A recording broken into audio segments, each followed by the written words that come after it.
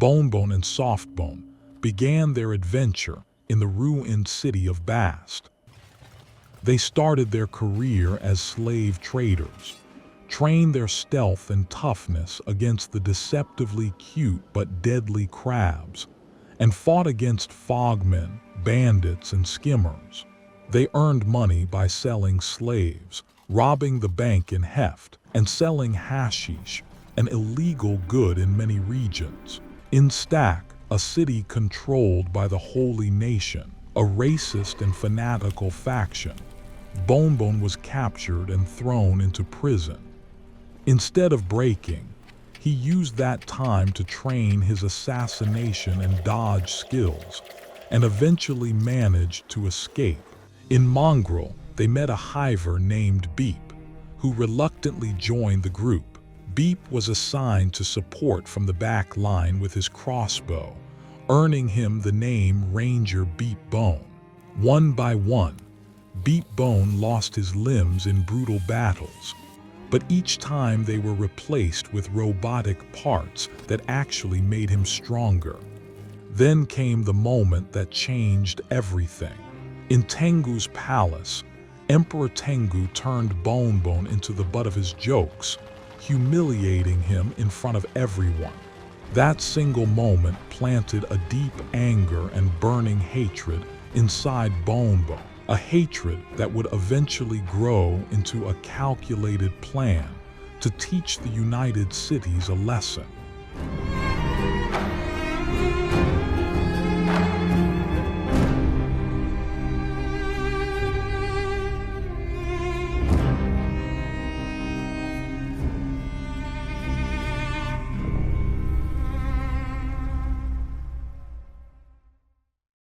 They returned to the house Bonebone had bought in Heft. There, he built a research bench. Beepbone took the initiative to help. Once it was finished, Bonebone attempted to research Tech Level 2, but it required 6 books. In Heft, a UC construction trader sold books, so Bonebone bought several.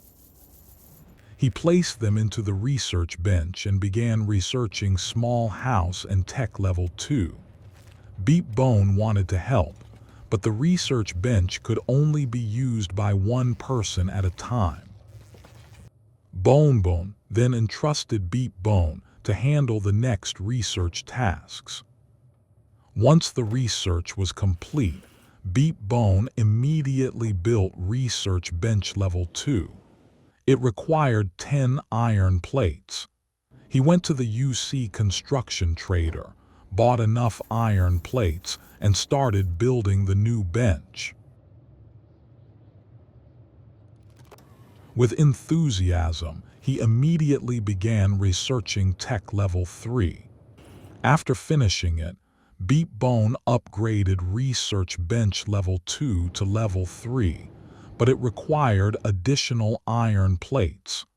Once the materials were gathered, he continued the upgrade. After completing the upgrade, Beepbone started researching imprisonment. When the research was done, he quickly built a prison cage. The next research was beds, a technology that allowed them to build beds which could speed up healing by 8 times. However, when he tried to research skeleton repair bed, which was used to repair robotic limbs, it required engineering research, something Beepbone had never seen before. After entrusting the research to Beepbone, Bonebone set out toward Black Scratch. Along the way, he encountered a group of bandits attacking 2 United Cities scouts. Without hesitation, Bonebone joined the fight. At another point, he also got involved in a battle between scavengers and United Cities soldiers. Upon arriving in Black Scratch, Bonebone headed straight to the tech hunter shop to buy a wooden backpack. His goal was clear: hunting beak thing eggs. When he reached a beak thing nest, Bonebone quickly grabbed all the eggs and returned to Black Scratch to sell them. From time to time, whenever he came across fights, he would join in just to sharpen his combat skills. Days passed. Bonebone, accompanied by Softbone and Beepbone, continued their journey toward the Deadlands. They wanted to find engineering research and visit the famous blacksmith known for crafting extremely high-quality weapons. In the ever-dark Deadlands, occasional flashes of lightning illuminated the horizon. Soon, Black Desert City came into view. Bonebone entered the robotic shop. Beepbone looked very excited and immediately approached the seller. Various robotic limb parts of different qualities were on display. His eyes landed on a Masterwork Scout left leg that increased athletic ability by 38%. Beepbone felt it would be a perfect replacement for his current skeleton right leg. Without thinking twice, he bought it and installed it right away. Near Black Desert City stood a building known as the Scraff House. Bonebone and the others went there and headed upstairs. It turned out to be a weapons shop. They were greeted by a skeleton named Quinn, who invited them to browse his wares. There were many weapons, but Bonebone's eyes were immediately drawn to a falling sun with edge Type 3 grade. He felt it would pair well with his moon cleaver. He also saw that Quinn was selling engineering research for 8,000 cats, but it felt too expensive, so Bonebone decided not to buy it. Around Black Desert City, there were several workshops that might have engineering research. Bonebone and Beepbone stopped at a bar and swapped armor. While Beepbone and Softbone waited inside, Bonebone went out alone to explore the Deadlands area. Bonebone moved westward through the Deadlands. In front of him stood a building guarded by several skeletons. Moving quietly but swiftly, Bonebone approached a locked chest. With his high lockpicking skill, he managed to open it. Inside, he found specialist-grade samurai leg plates, a better quality than his current ones. Bonebone continued moving from one storage area to another. Eventually, he found an engineering research. In another chest, he also discovered a specialist-grade toothpick, perfect for Beepbone. After finding the second engineering research, Bonebone quickly left the area. Once he regrouped with the others at the bar, they decided to continue their journey westward toward a place called Skinner's Roam. During their journey, they spotted 2 iron spiders and decided to use the chance to train their strategy once again while testing their strength. Beepbone lured them in with ranged attacks. As the iron spiders moved closer, Bonebone and Softbone met them head-on with heavy sword strikes and deadly claws. It was clear they had grown much stronger. The 2 iron spiders were defeated quickly. After that, they continued their journey once more. When they arrived in Skinner's Roam, they split into 2 groups. Bonebone traveled alone, while Beepbone and Softbone moved together. This land was known for the many patrols of starving bandits.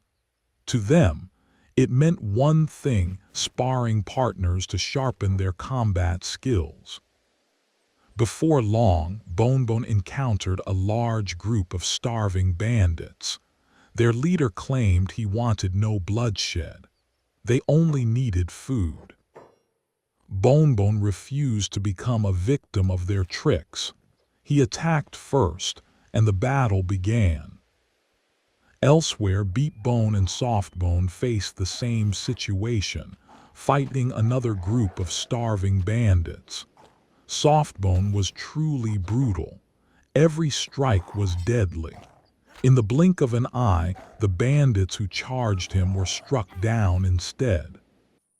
Once Bonebone felt he had trained enough, it was Beepbone's turn to face a large starving bandit mob. Slowly but surely, Beepbone's toughness continued to rise. He kept fighting until they finally felt satisfied. Perhaps it was enough for them, but not for the starving bandits. They came seeking revenge for their hungry brothers and kin, who had been slaughtered by Bonebone and his group. Bonebone had no choice but to fight again. One group was wiped out, only for an even larger mob to arrive after them. Blood poured freely, and tears from the dust-filled wind did nothing to slow them. The battle raged on until Bonebone's arm was injured so badly that he could no longer lift his weapon. Armed with only one functioning hand, Bonebone continued to fight. In the end, even the great mob was destroyed. Bonebone and Beepbone collapsed for a moment among the many helpless bodies of the starving bandits. The dry earth had turned wet with blood. Bonebone realized their blood was on his hands. This was what would happen one day when he unleashed his rage upon the United Cities for destroying his pride. There would be countless dead, people who only followed the orders of shameless elites who knew nothing. For some reason, Bonebone felt afraid, guilty.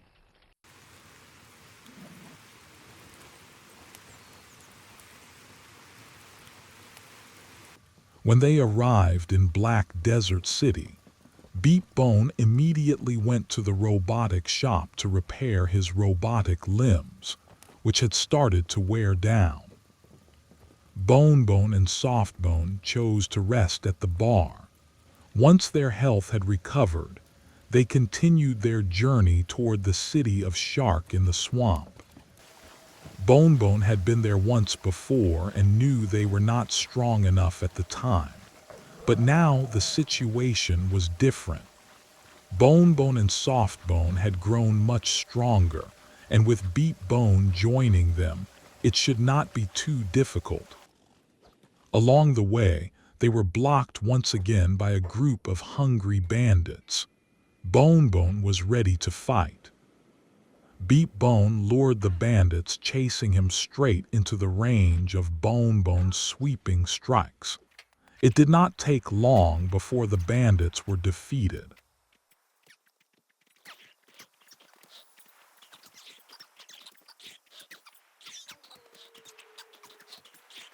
As they approached a village called Rot, they were attacked by a group of ninjas. Bonebone had fought them before and knew they were not difficult opponents. Some of the ninjas ran into the village and were immediately attacked by the guards there. After the fight was over, they visited one of the local shops. Beepbone spotted an iron hat that seemed perfect for him and bought it right away. Elsewhere, they found a fish vendor, but it was not only fish being sold there. The merchant was also selling hashish. Bonebone remembered that selling it in Flat Lagoon could bring a high profit. They continued on to another village and found more hashish for sale. It seemed the swamp was a major producer of hashish. Bonebone decided to visit every village and buy all the hashish he could find. During their journey, they encountered red sabers, spiders, and the band of bones. There were threats everywhere in this region. The last place they visited was the city of Shark. Bonebone bought every last bit of hashish until there was no space left in his backpack. There was nothing wrong with gathering as many cats as possible. When Bonebone entered a bar, someone approached and tried to intimidate him, claiming to be a member of the Stone Rat clan. Bonebone had no interest in causing trouble and responded calmly. While speaking with the barman, he learned that this relatively small swamp region was controlled by 5 different clans. Once their backpacks were full, they continued their journey toward Flat Lagoon. When they arrived in Flat Lagoon, they sold all the hashish they had bought in the swamp. Bonebone spoke briefly with the barman there and asked about Ashlands. He was told that the place was dangerous and considered a true challenge even for tech hunters. After every last bit of hashish had been sold, Beepbone suggested returning to Black Desert City. Bonebone agreed, and they set out once again. Along the way, they encountered a group of headless skeletons and a fight broke out. Oil was scattered everywhere. It was an easy battle. They became satisfied too quickly. When another group appeared, Softbone and Beepbone were both knocked down. Bonebone struggled desperately, but in the end he fought through the battle and cut down the entire group himself.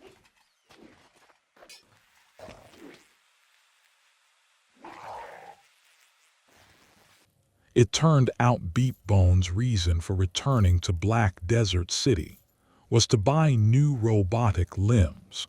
He purchased a left scout leg, which increased athletics, a left steady arm that improved crossbows and dexterity, and a right thief's arm that also boosted dexterity, lockpicking, and thievery. Not all of them could be attached, since some of his natural limbs were still intact. Perhaps Beepbone had plans of his own. After that, they continued their journey toward Ochran's Pride. In Ochran's Pride, a river flowed through the valley. Bonebone and the others began swimming along its course, searching for what the old stories claimed still remained there. Ruins where armor of the finest quality had been left behind. It was a strange place. The ruins turned out to be a shop that still seemed to be operating. Inside, several headless skeletons could be seen, perhaps serving as guards. Then Armor King approached and welcomed Bonebone, inviting him to purchase the finest armor of his making. He spoke of how this place had once been a city called Ketch, 937 years ago.